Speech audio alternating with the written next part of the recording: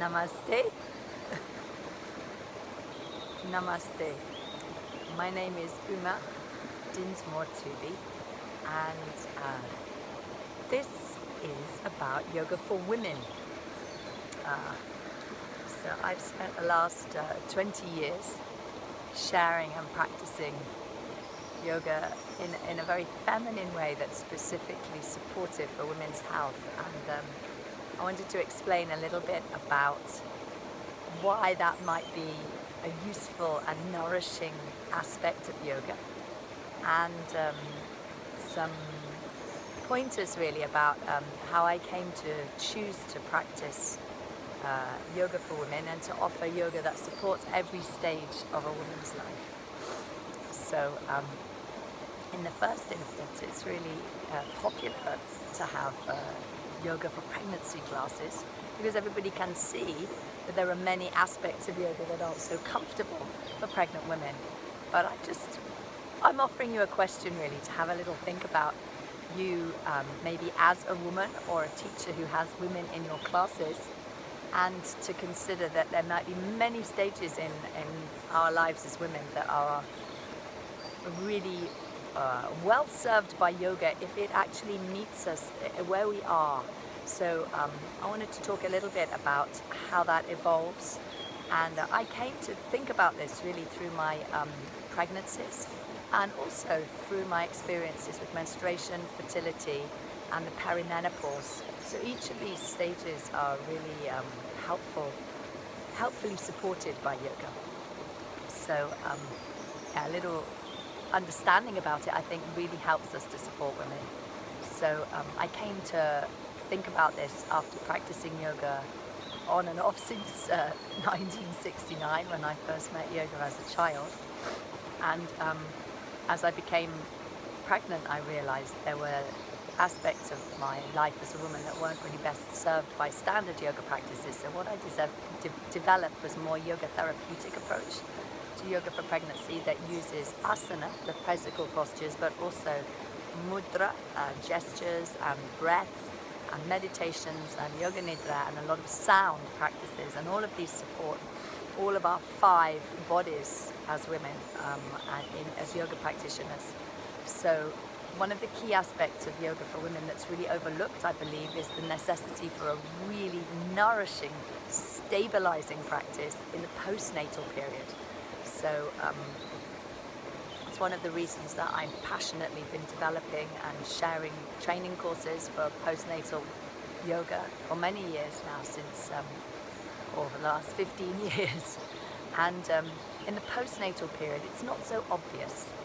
You see, that's the thing. In pregnancy, everybody can kind of see what's going on, and they all want to learn to train to support that experience of women. But during the postnatal period, it's not so visible that, in fact, the body is often very destabilized, often injured sometimes, and in a special place of health. It is a space of health, but it is a very place that's focused on nourishment and healing. And that means that many of the practices that you would see in a standard yoga class are simply not very nurturing or nourishing for postnatal women. There are lots of things that we can do that really support them. For example, stabilizing and closing practices, slow practices that work deep inside for healing from the inside out, really deep special work with the pelvic floor, with all of our pelvic organs, and so on and so forth. So that's why I believe that during the postnatal period, it's actually really important to have specialist teachers who really understand the postnatal body, who know what's needed, and not simply rush back out and pretend that everything is as normal, because, of course, it isn't. So during pregnancy, during the postnatal period, also, if you're endeavoring to conceive, then special yoga is really needed. You don't want anything too hot or too fast. You want things that are really going to nourish your capacity to conceive, to nurture the presence of the unborn child.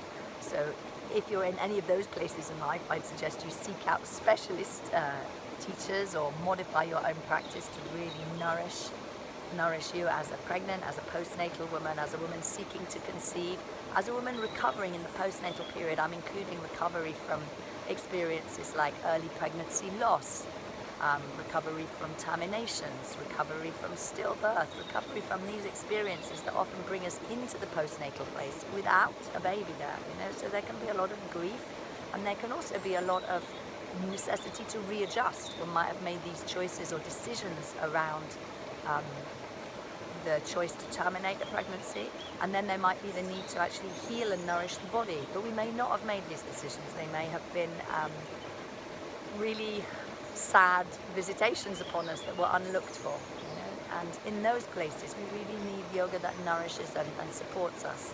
So general classes are not necessarily the best place to go. So in all of those places, special yoga is useful. And as we enter into the perimenopause, and then during the menopause and afterwards, there's yoga practices that are of great help to us. Regulating temperature, allowing focus for attention, dealing with all sorts of issues around erratic cycles and mood swings and insomnia and all these delightful things that arise sometimes during these transitional places in our lives. So I'm encouraging you, as maybe a yoga practitioner or a yoga teacher, to really consider, does your practice nourish you? That's the question. Sometimes we can feel a little depleted by our practice, sometimes we can feel elated, but look at the long-term recovery and nourishment of ourselves, our vitality, our state of mind, the feeling in our body, the working of our sphincters and our pelvic floor, our posture, how our bones feel. Looking and feeling into all of these things intuitively deep in our hearts, we can find and develop practices that really support us as women in all of these phases. So whether you're a menstruating woman, whether you've long since stopped menstruating, whether you're pregnant, postnatal, seeking to conceive, whether you're recovering in that postnatal period from with a baby or without, whatever has arisen, if you're in a journey of fertility perhaps towards conception, and you're looking for practices that really nourish you, because those journeys can be long or they can be short. Sometimes it takes a long time, and there are also griefs and losses during the process of endeavoring to conceive and that not happening quite how one might expect. So for all of these reasons, I ask you to reflect upon yourself and your practice. Ask, does it nourish me? And if it doesn't, look elsewhere and look for practices that really do. And I'm delighted to have really committed most of my working life as a yoga teacher over the past 20 years towards really supporting women at every stage of life. So, and including all of these aspects, including lactation, which I didn't mention. That really requires special attention. If you're lactating, your joints are not always quite so stable as they might be. So stabilizing and nourishing practices are what needed. So there's some reflections and some questions on how it is that a really feminine approach, an intuitive approach to yoga, it doesn't always be one size fits all. It's not always the same program you've always run. There's no need to keeping on with what it is that's going on if your body is really calling for something that nourishes you. And there are so many practices that do that, and I am delighted to be one of those people who's sharing those practices in my retreats, training courses, and amongst all the amazing teachers I know who are committed to allowing yoga to really nourish us as women. That's my message this morning. Namaste. Thank you. Thank you for listening. Take care of yourselves. Precious, precious women.